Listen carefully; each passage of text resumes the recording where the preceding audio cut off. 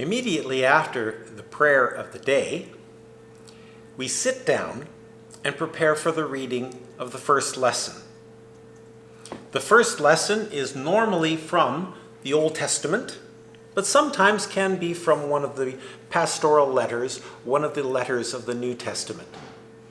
It is a reading that opens up the thought, opens up the worship service, and begins to take us into where God has us to go on that particular Sunday.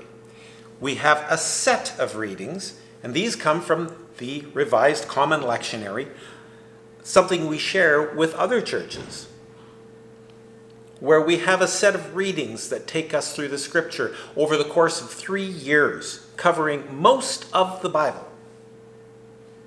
We have an Old Testament or first lesson.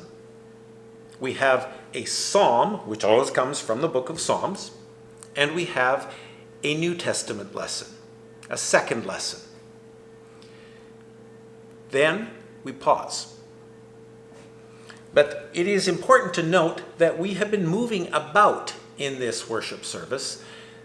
The first part starting out on the floor with everyone joined together to confess their sins.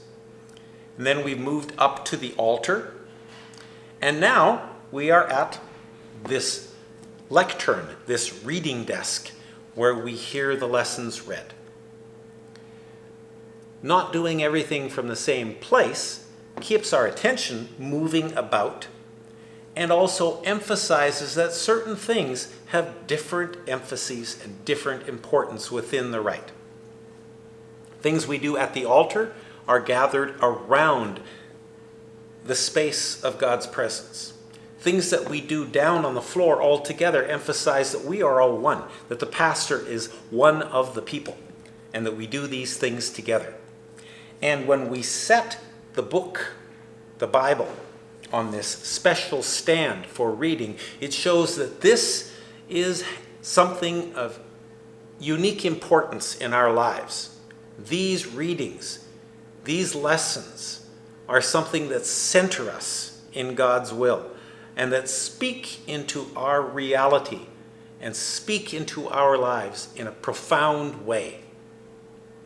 So we have our lessons. Amen.